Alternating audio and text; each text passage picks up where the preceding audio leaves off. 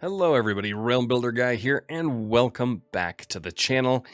And for the first time in a long time, it's time to look at a new Crusader Kings 3 dev diary. Now there have been a few that have come out since the Northern Lords Flavor Pack came out, but I didn't cover them because I didn't feel like there was really anything in there of note particular for you unless there's some special stuff you're into. I mean, the first one was here, a sound plan, which talks about the music plan for the game, which is neat, but not really something that warrants much covering. And then last week we had modding improvements. Now, if you are a modder, which I know some of you are, I would recommend checking this out. It's all gibberish to me and doesn't mean anything, so yeah, go check that out. So instead, today we're going to be looking at the first one that really gets into some content, a little bit of news, and that is an Azure summer. So let's take a look at that one while my dogs bark in the background. So an Azure summer is going to be, as you can see, it's a pretty short one, but they do touch on some interesting and important things. Okay, so this week we have a few announcements to make. Firstly, as you saw in the last diary, we mentioned the number 1.3.x. Now, of course, that's the modding dev diary that I didn't cover. This is the version number of an upcoming patch, and we're aiming to release around this summer. Of course, X is the digit that will still come out. As you already know, we tend to name our patches using heraldic terms. The Northern Lords release had the name Corvus, for example. As we're hoping for clear blue skies this summer, we've dubbed this patch Azure. So the Azure patch is going to be a free patch, which is really nice to see. And there will not be any paid content coming out at the same time, which is kind of nice. It's nice that they can mix in some free patches along with obviously the major patches that then come with DLCs or expansions or flavor packs that are paid. So this everyone gets no matter what. So that's great to see. It'll focus on improving the stability of the game. Good. Even though I haven't had any issues with that. Fixing bugs, been a couple smattering here, and adding quality of life, balancing various systems, Vikings rating, and adding some small features requested by the community. Now, I haven't requested this one directly, but I do talk about it, and it is something I would love to see added to CK3, and that's a notification when you have an army without a general.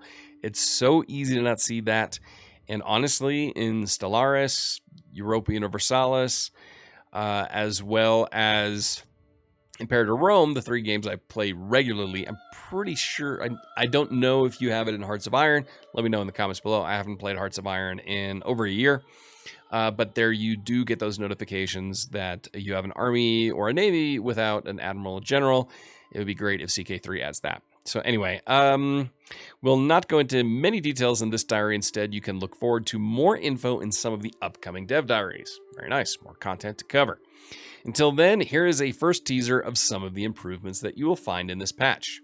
All right, 2 big ones. War Declaration window. So the War Declaration UI flow will be revisited in order to better highlight your opponent's strengths and the different objectives available for a given Casus Belli.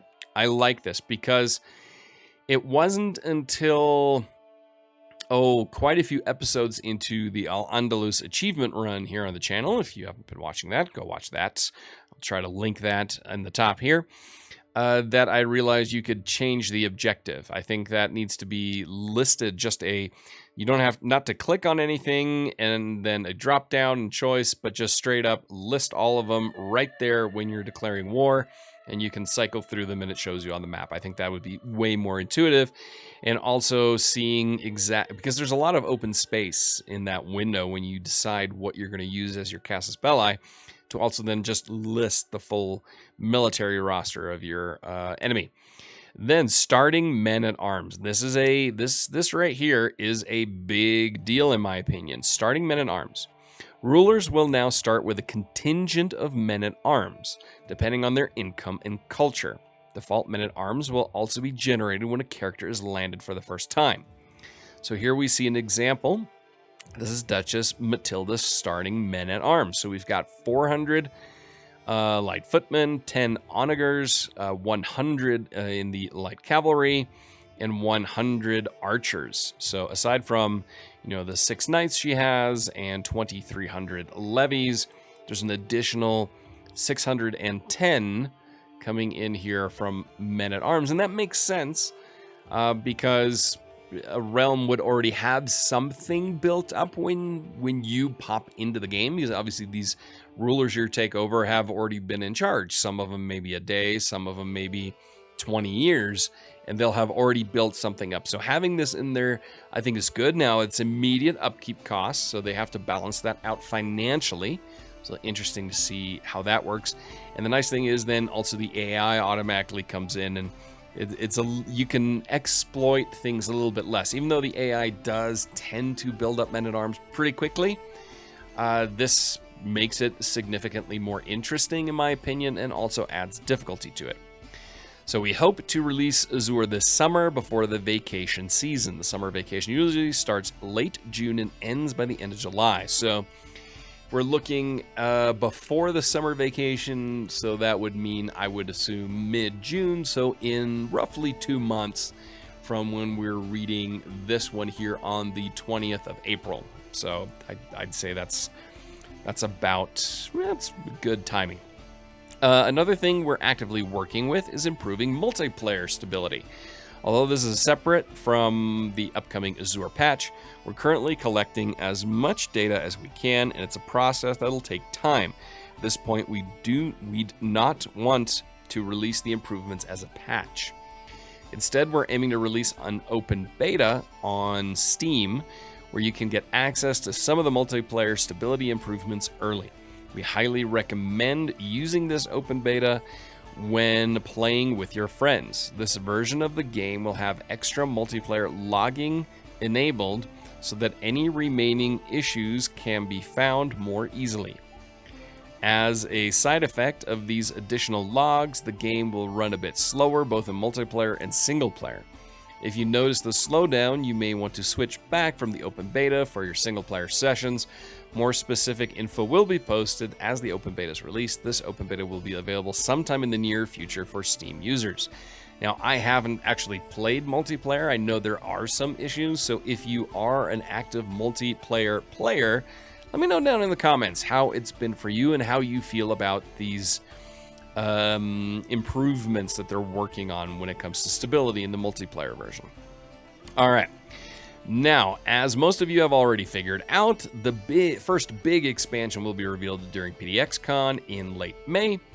We're looking forward to then and to be able to share more details with you. During the week of PDXCon, we'll have a dev diary where we go into some detail about parts of the expansion.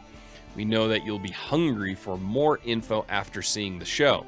After that diary, there will be some more Azure patch diaries before we start writing further expansion diaries. Just a heads up, so you know what to expect. So a big expansion will be announced at PDXCon.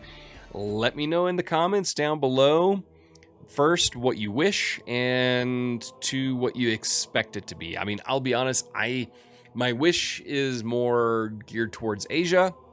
I feel like now they've addressed the Vikings. I mean, if this is a big expansion, I don't know if it's going to be flavor-oriented, content-oriented, major expansion. I think that sounds like the possibility of an added bookmark.